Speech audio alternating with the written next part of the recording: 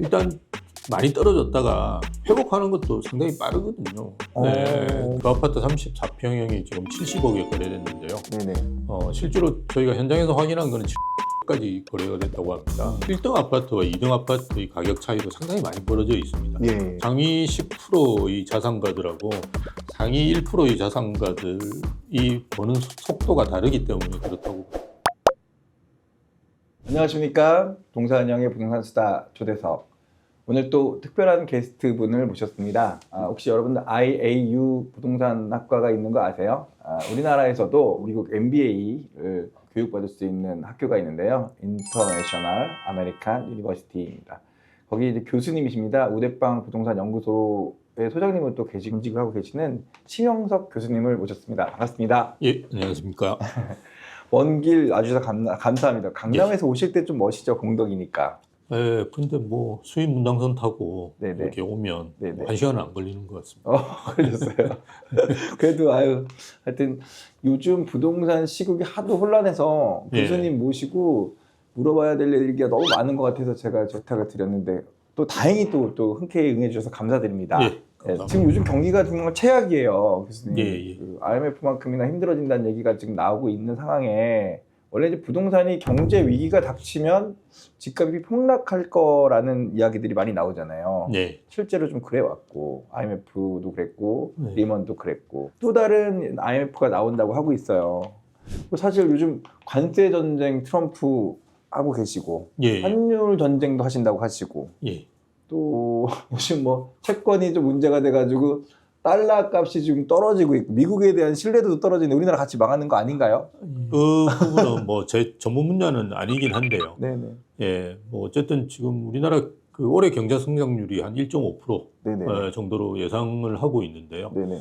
근데 뭐 관세 전쟁 때문에 이게 더 떨어질 거라는 이야기들이 많습니다. 그래서 0.8, 0.9 이렇게 이야기하시는 분이 계시니까요. 0% 성장이다 그러면 뭐 사실은 성장을 거의 안 하는 거니까요. 네네. 예, 안 좋다라고 볼 수 있는데 사실 올해보다 내년이 더 걱정이라고 합니다. 그래서 내년에는 오히려 마이너스 성장을 할 수도 있다라고 하니까요. 네네네. 사실은 그 내년이 더 걱정되는 부분이 있는데요. 예, 어쨌든 뭐 경기가 안 좋다는 거는 말씀하셨듯이 별로 부동산 시장에 좋은 영향은 아니고요. 왜냐하면 주택 수요 측면에서 수요가 이제 줄어드는 요인이 되고요. 네네. 그다음에 이제 심리적으로 별로 좋지가 않죠. 뭐 경기가 이런데 집을 사야 되느냐, 네. 뭐 이런 이야기가 분명히 나오니까요. 네. 그래서 그런 측면에서 뭐 좋지 않은 영향을 미치는 건 분명한 사실인 것 같은데요. 그런데 뭐 예전에 우리가 IMF라든지 금융위기 때 생각해 보시면 네네. 일단 많이 떨어졌다가 회복하는 것도 상당히 빠르거든요. 네. 그러니까 맞아요, 뭐 맞아요. 오히려 기회가 될 수 있는 부분도 있을 수 있고요. 근데 이제 그거는 여기 채널을 보시는 분 중에 상당수의 분들이 아마 IMF 때 네네. 직장 생활을 하고 있거나 뭐 이렇게 안 하신 분들이 많으실 거예요. 네네네. 그게 뭐 거의 이제 30년 가까이 전이니까요. 예. 저는 이제 IMF 때 30대 후반, 40대 초반에 직격탄을 맞은 사람인데요. 오. 예, 그때만 하더라도 사실은 우리나라 대기업이 반이 망했습니다. 예. 예, 그래서 그때는 뭐 집값 떨어지고 이 문제는 아니고요. 내 직장이 대부분 없어질 때였어요. 그래서 뭐 그렇게 심각한 상황은 지금은 아니지 않는가 저는 이제 그렇게 보고요. 대신에 이제 경기 침체가 훨씬 더 이제 나빠지면 분명히 뭐 이거는 부동산 시장에 영향을 미칠 거라고 보는데요. 네네. 아직까지 우리가 뭐 불황이라든지 아니면 금융위기라든지 이런 걸 예단하기에는 좀 이르지 않는가 저는 이제 그렇게 봅니다. 예. 단순하게 지금 상황만 가지고 이제 이게 폭등이다, 폭락이다 예견하기에는 좀 이르다는 말씀이신 건가요? 예, 그렇죠. 예. 그렇구나. 우대빵 부동산 연구소는 그 현재 그 박사님들로 함께 임원님들이 그 구성되어 있으잖아요. 예. 어떤 박사님들이 많이 모여 계세요? 저희 뭐 임원진들은 대부분 박사들인데요. 네, 예. 뭐 저는 이제 경영학을 했고요. 예. 예, 학교에도 저는 뭐 한 15년 정도 있었습니다. 네, 있었고, 저희 이제 나머지 CEO하고 CTO 같은 경우는 네네. 그 로봇 공학을 했어요. 저희는 이제 벤처 기업인데요. 예, 저희가 지주회사가 에스테이트 클라우드라고 하는 회사입니다. 그래서 네네. 벤처 기업이고 저희가 시리즈 A까지 이제 투자를 받았는데요. 네네. 그러니까 요즘은 이제 그 투자를 받기 위해서 CEO 분들도 이제는 공학을 하시는 분들이 되게 유리하거든요. 네, 왜냐하면 뭐 대부분의 그 신기술들이 AI라든지 뭐 하여튼 IT 계통 쪽으로 계속 나오니까요. 그걸 이해하지 못하는 CEO들은 네네. 예, 사실은 업계에서 그렇게 좋아하지 않습니다. 그래서 네네. 무조건 공학을 하신 분들이 유리하다고 제가 볼 때는 판단이 되고요. 네. 그래서 뭐 저희도 일단 공학 박사분들이 제일 많죠. 예. 그러니까 사실 그 심영석 교수님 나오시는 말씀을 제가 굉장히 귀 기울여서 듣는데 예. 이게 일반적으로 경제학을 공부하시는 분들이 이론적으로만 설명하는 것이 아니고 예. 부동산의 현장 시장 상황을 정확히 반영해서 말씀을 많이 해주시더라고요. 예. 제일 부러웠던 거는 그 아파트를 전문해서 거래해 주신다고 하시더라고요. 다른 부동산 예, 상품이 예. 굉장히 많이 있지만 예, 그 중에서도 아파트 거래를 중점적으로 예, 예. 해주신다고 해서 예. 사실 다른 비아파트는 굉장히 참 이렇게 그 숨어 있는 그 위험이 많아서 고충이 맞습니다. 많은데 예, 맞습니다. 아파트는 사실 좀 클리어하잖아요. 예, 예. 저희가 그 예전에 본사가 저희가 강서에 있었어요. 예, 예, 예. 그래서 저희가 화곡동에 있었는데, 예, 예. 그 강서가 또 전세 사기 문제로 예, 비아파트 굉장히 예, 문제가 비아파트 많이 부분에서 됐죠. 예. 전세 사기 문제가 많이 있었는데요. 네네네. 당시에 2021년 뭐 22년 이때도 네네.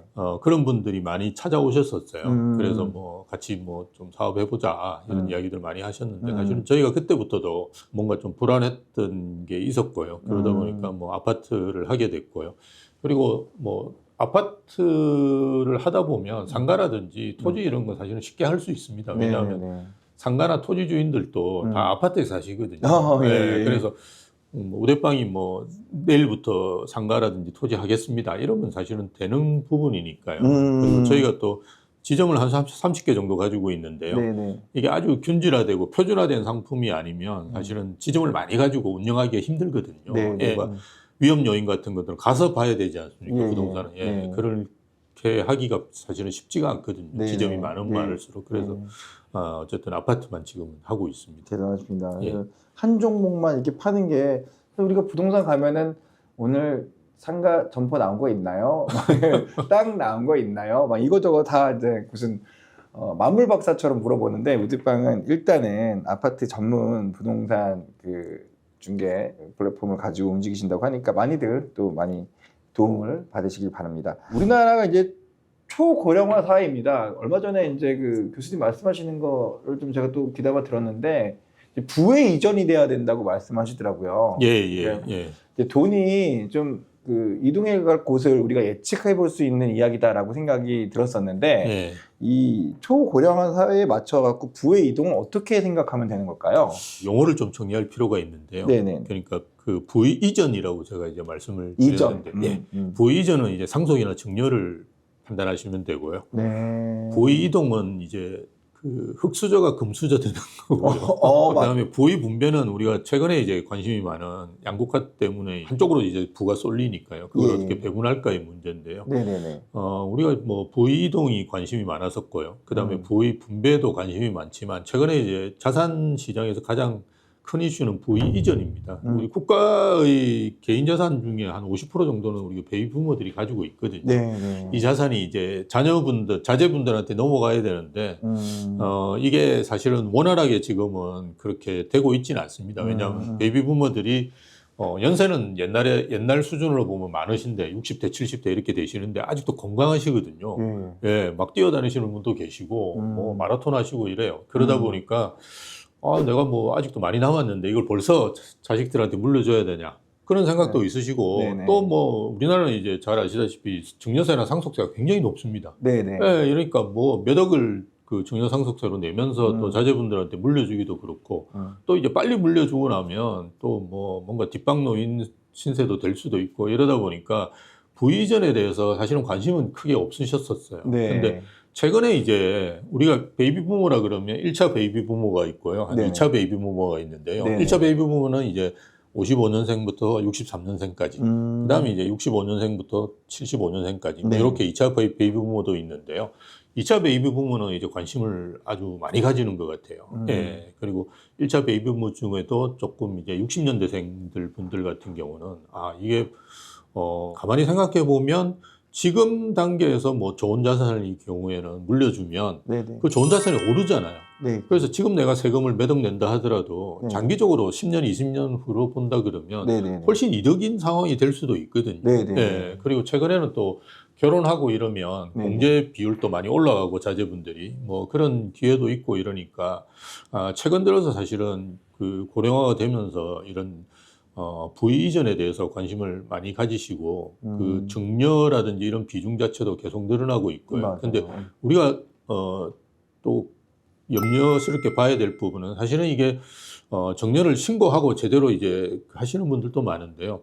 그냥 직거래 형태로 한다든지, 예, 가족 간 거래 형태로 한다든지, 예, 이런 것들은 사실은 보면 대부분이 한 30%씩 가격이 낮아요. 그런 거는 우리가 보면 증여성 거래인 경우가 많거든요. 세무소에 추적을 받겠는데요. 맞습니다. 그래서 되게 조심하셔야 되고 저희는 아예 그냥 증여세 신고하시고 네네. 그러면 그게 온전히 그냥 자제분들 소득이 되거든요. 자산이 되는데 그렇게 안 하고 이제 조금 편법 같은 걸 활용하시는 분들도 꽤 있는 것 같아요. 그래서 그런 점들은 좀 유의하시는 게 좋지 않을까. 요즘은 뭐 거의 이제 세무당국에서 그냥 전산화돼 있기 때문에 사실은 이게 벗어날 수 있는 방법이 많지는 않아요. 조심하시는 게 좋은 것 같습니다. 요즘 초양극화가 정말 심해졌다고 이제 하잖아요. 그래서 이제 강남 3구나 상급지 내에서도 또 다시 격차가 벌어지고 있는데 이게 사실인가요? 지금 뭐 단적으로 제가 말씀을 드리면 그 레미안 원베일리라고 하는 아파트가 있는데요. 네네. 예, 그 아파트 34평형이 지금 70억에 거래됐는데요. 네네.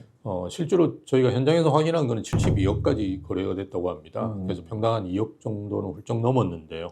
원래 뭐 52평인가 53평이 106억 거래되는 게부터 이제 평당 2억을 찍었는데요. 근데 사실은 금방 말씀드렸던 아파트는 서초구에 있는 아파트, 강남에 있는 뭐 가장 좋은 아파트가 레미안 대치팰리스라고 하는 아파트인데요. 대치가 최근에 아마 42억인가 이렇게 찍었어요. 근데 보시면 그 두 아파트도 한쪽은 이제 물론 이제 압구정동에 있는 현대아파트도 있지만 이거는 재건축하는 아파트이기 때문에 사실은 우리가 밸류에이션을 좀 다르게 봐야 되거든요. 그래서 그냥 신축 중에서 이렇게 보면 레미안 대치팰리스가 이제 가장 비싼 아파트니까 그래서 같은 강남이라도 지금 그렇게 벌어져 있는 걸 볼 수 있고요. 저희가 그 데이터를 보면 사실은 그 주거선호 지역에서는 1등 아파트와 2등 아파트의 가격 차이도 상당히 많이 벌어져 있습니다. 예. 지금 유일하게 서초구만 그래도 아크로 리버팍이 좀 따라 올라가는 상황이고요. 네네. 저기 뭐 송수동 이런 데들은 아시다시피 트리마저 이런 아파트는 평당 1억이 훌쩍 넘어가고요. 그 밑에 있는 아파트는 1억이 안 되거든요.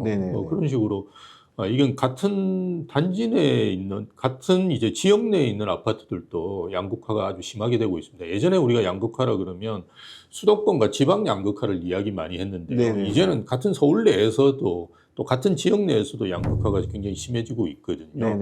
이거는 이제 제가 판단할 때는 상위 10%의 자산가들하고 상위 1%의 자산가들이 버는 속도가 다르기 때문에 그렇다고 봐요.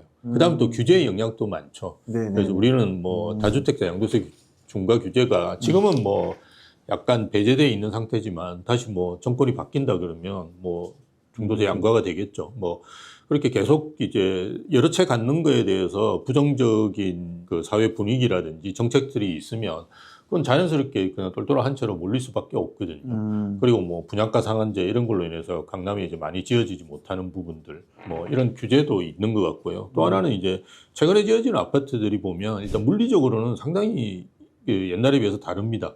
그러니까 뭐 4세대 아파트라고도 이야기하는데요. 예전에 이제 압구정동 현대아파트 이런 경우는 그냥 콘크리트 덩어리이기 때문에 지방에 있는 아파트와 똑같았었어요. 근데 최근에 이제 아파트들은 가보시면 커뮤니티 시설 이런 게 그냥 호텔 수준이거든요. 딱 호텔입니다. 그래서 밖에 안 나오더라도 호텔 서비스들을 다 누릴 수 있고요. 또 뭐 조중석식도 다 제공되는 데도 많고요. 그래서 이런 그 물리적인 특성도 굉장히 다르게 이렇게 바뀌어가고 있는 측면, 뭐 이런 것들이 다 결합되다 보니까 초고가 아파트들이 먼저 이렇게 치고 나가고 있는 게 아닌가 그렇게 보는 거죠. 저희도 이게 앞으로 계속될지 또 이게 또 사실인지 궁금했었는데 교수님 말씀드리니까 확신이 쓰네요. 좋은 게 지금은 앞서가고 있는 지금 경향을 보고 있는 거군요. 당분간 그렇게 될 것 같아요. 그러니까 그거를 이제 투자하실 때 좀 염두에 두시면 좋은 선택 같은 거 하실 수 있는데요. 지금 영끌을 해서라도 강남으로 가야 되는 걸까요, 교수님? 그러니까 자산가 분이시다 그러면 내가 뭐 사실은 여러 가지 이유 때문에 타 지역에 살고 계시는 분이 계시거든요. 이를테면 내가 인천에 뭐 공장이 있다. 아주 자산가 분이지만 그런 경우 강남에서 출퇴근하시기 정말 힘드시지 않습니까? 그래서 네네. 그냥 뭐 이렇게 서천에 사시거나 아니면 뭐 저 서쪽 편에 사시는 분들이 많은데요. 그렇다 그러면 제 생각에는 뭐 만약 이제 투자 가치 측면에서 자산을 고르신다라고 한다 그러면 사는 데하고 이제 투자하는 데를 좀 분리시키시는 것도 괜찮은 것 같아요. 이를테면 뭐 인천에는 그냥 전세를 사시고 강남에 이제 뭐 이제는 뭐 어차피 실거주를 하셔야 되니까 조금 불편한 면이 있긴 하지만 토지거래 허가제 때문에 뭐 어쨌든 강남에는 이제 그 투자로서 사두시고 실거주는 이제 본인 편안하신데 이렇게 좀 하시는 것도 좋지 않을까. 근데 그런 분들이 보면 이게 전세 사는 거 되게 싫어하시거든요. 네네네. 네, 근데 뭐 요즘은 이제 4년이 됐지 않습니까? 대학갱시 청구권 때문에. 네네. 그리고 뭐 또 정권이 바뀌면 뭐 10년 한다는 말도 있으니까 10년 한다는 말도 있으니까 옛날에 지금- 비해서는 그렇게 이야기하시는 분도 계시니까 네네. 뭐 또 그렇게 될 수도 있으니까요. 뭐 좀 예전보다는 전세 사는 게 좀 편안하거든요. 네. 그래서 뭐 전세 사시면서 그렇게 하시는 것도 좋지 않을까.